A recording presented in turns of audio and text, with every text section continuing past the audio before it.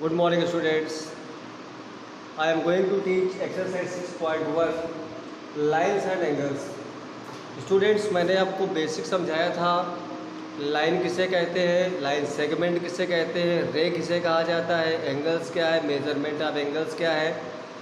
आज आप सबसे पहले थ्योरम देखेंगे। बहुत ध्यान से इसको समझना है, बिना थ्योरम के आप एक भी क्वेश्चन सॉल्व नहीं कर पाएंगे। क्या समझेंगे, हमने इसमें एम लिखा है, थ्योरम को कैसे करना है, कैसे किया जाता है, इस बात को अच्छी तरीके आप समझ लें। थ्योरम में आपको केवल उसका एम दिया जाएगा, केवल उद्देश्य दिया जाएगा और वो चीज़ आपसे प्रूव कराई जाएगी। अगर 2 और 2 4 होते हैं तो ये आपको प्रूव करना है। मैथमेटिक्स रीजन मांगती है। इसी प्रकार से आप इधर देखो, मैथमेटिक्स का मतलब ये है, आपको अभी देखिए समझ में आएगा। कह रहा है इफ अ रे stands on a line then the sum of the two adjacent angles so formed is 180 degree. एक लाइन पर एक लाइन खड़ी है, ठीक, और उस लाइन के द्वारा जो एंगल बन रहा है, जो एंगल फॉर्म हो रहा है, देखिए यहाँ पर एक बहुत अच्छी समझने वाली बात आपको बता दे रहा है। बहुत ध्यान से इस बात को समझिए, जहाँ डाउट हो तुरंत पूछिए। आप देखिए, बताइए क्या ये लाइन है? नहीं है, ये लाइन नहीं है। आज आप बेसिक समझिए। कल मैंने बताया था, उसके बाद भी ये हाल है आप लोगों का। ये लाइन है। लाइन का जो एक्सपेंशन होता है बोथ साइड इनफाइनाइट होता है। ये दिस इज लाइन, और इसी लाइन के अंदर अगर आप पॉइंट ले लें तो ये पॉइंट के बिटवीन जो बन गया बेटा, ये ए बी हो गया लाइन सेगमेंट। ये लाइन सेगमेंट है, इसको हिंदी में कहा जाता है रेखाखंड। आप देखिए, इसी से निकाल रहे बाहर। चलो हटा दो, ये कर लो, हटा दिया। अब देखो, अब देखिए, अब ये ना तो लाइन बची ना सेगमेंट बचा। क्या बन गया? ये बन गया क्या? रेखा खंड। रेखा से हट गया ये। अब ये बन गया, इंग्लिश में कहोगे इसको एरो। समझ गए? किरण आपको बताया था मैंने, किरण वही है। ये रे का मतलब होता है किरण। डेफिनेशन के लिए आप इसको समझो, इसमें 1 एंड पॉइंट होगा और 1 पॉइंट इसका ऐसा होगा जिसका इनफाइनाइटली एक्सप्रेशन हो सकता है। दिस इज रे। एक ही आपको आकृति से मैंने तीनों डेफिनेशन बताया कि रे किसे कहते हैं, लाइन सेगमेंट किसे कहते हैं, और यहाँ पर रे क्या है। लाइन सेगमेंट एंड रो। अब एंगल के लिए बात आती है, उसकी बात अभी आगे थ्योरम में आएगी तो हम फिर से बता देंगे एंगल किसे कहा जाता है। अब ये क्वेश्चन जो कह रहा है उसको ध्यान समझो, आप गलती कहाँ करते हैं उसको समझिए। इफ अ रे स्टैंड्स ऑन अ लाइन, एक लाइन पर अ रे स्टैंड्स, एक रेखा एक लाइन पर खड़ी है, एक रे खड़ी है एक लाइन पर। बात समझिए, ये केवल ऐसे नोट करने का मतलब नहीं है। एक लाइन पर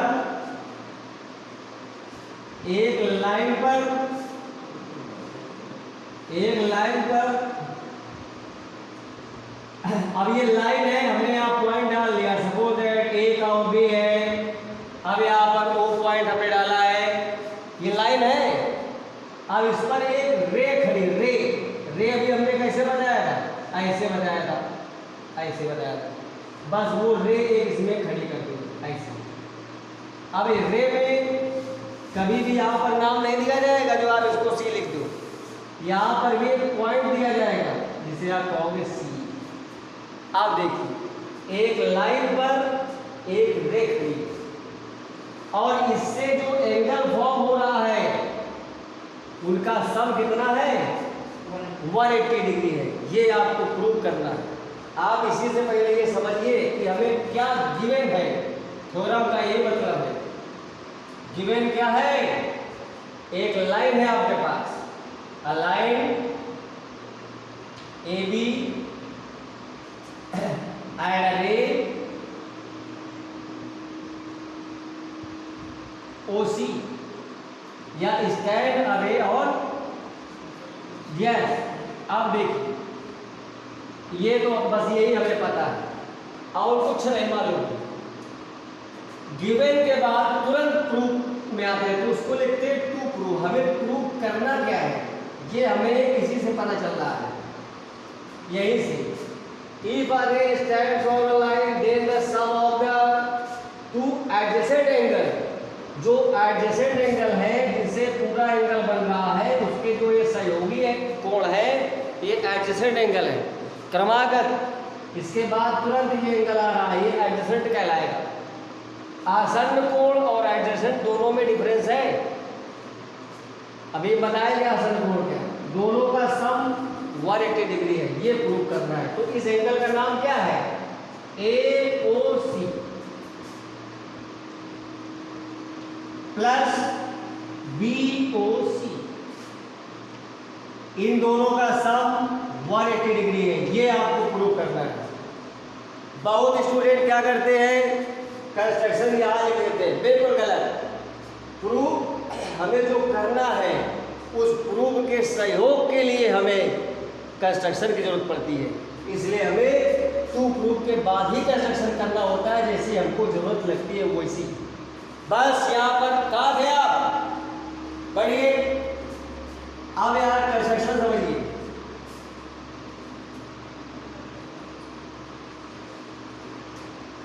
कंस्ट्रक्शन क्या है,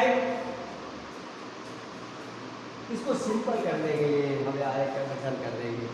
कैसे, एक आप परपेंडिकुलर ड्रा कर दो, ठीक है, ध्यान समझना। ये देखिए, अब यहां पर भी एक बाई ड्रा कर दिया हमने, इसका नाम डाल दिया हमने OD। अब देखो ध्यान से, इसका नाम हम जो है अलग अलग कर देंगे, बार बार ये लिखने का काम खत्म कर देंगे। इसको 1 एंगल डाल देंगे, इसको 2 डाल देंगे, इसको क्या डाल देंगे 3। अब आप देखेंगे, आपको पता है OD is perpendicular to AB है, OD is perpendicular to OB, या draw perpendicular OD to AB, या हम सीधे सिंबल ऐसे बना देंगे OD is perpendicular to AB। अब देखिए प्रूफ कैसे करेंगे, अब यहां शुरू होता है प्रूफ। अब देखिए प्रूफ करके आपको दिखाएंगे, प्रूफ कैसे करोगे बेटा, बिल्कुल आसान है। हम देख रहे हैं एंगल AOC, AOC लेना है बस ले लो। तो AOC जो एंगल बना है वो किन एंगलों के सम से बना है बताइए आप पीछे। ये AOC याद रखो, AOC एंगल किन एंगलों के सम से बना हुआ है बताइए, 1 और 2 के। देख रहे हैं ध्यान से, 1 प्लस ये इक्वेशन 1 हो गई बेटा। सिमिलरली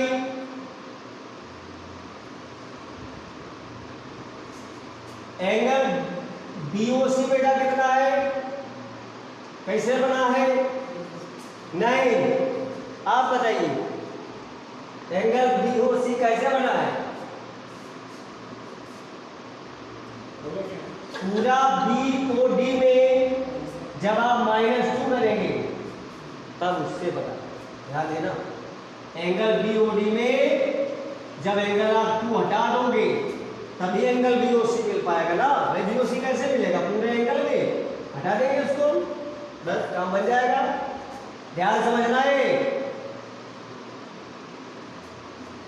आप क्या करोगे बेटा, एडिंग इक्वेशन 1 एंड 2, जरा ऐड करो। AOC plus angle BOC is equal to angle 1 plus angle 2 plus angle BOD और इसमें माइनस एंगल 2 बेटा लिखा है, ये देखो गया। अब देखिए एंगल 1 प्लस एंगल बीओडी, अभी आप देखिए तुरंत बता देंगे। एंगल 1 देखिए आप, ये परपेंडिकुलर है, कितने डिग्री है? 90 डिग्री है।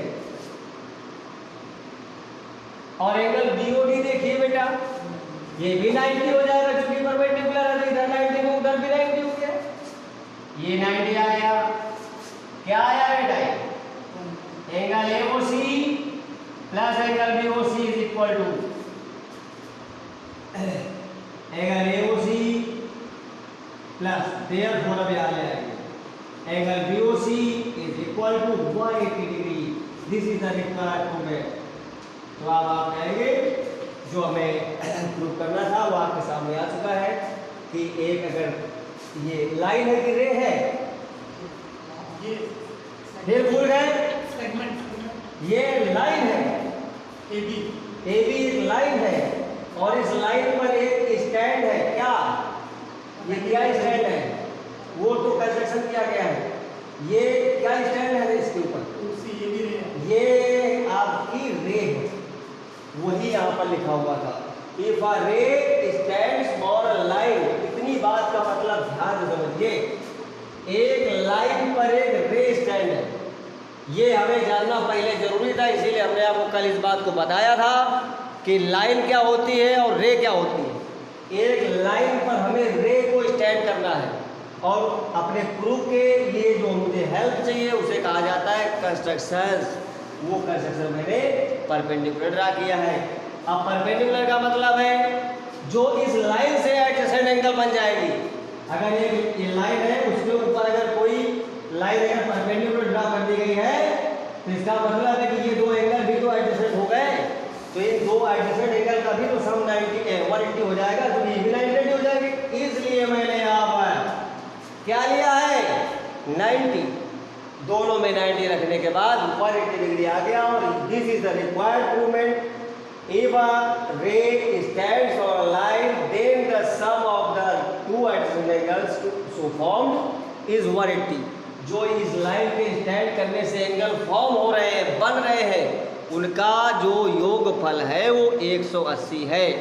और सुनिए इसका दूसरा नाम सुन लीजिए, this property is called as the linear pair axiom. इसको हाँ रैखिक युग्म कोण की प्रमेय भी कहते हैं, इसका ध्यान रखिए। इसके लिए आपको एक और बात बता दें,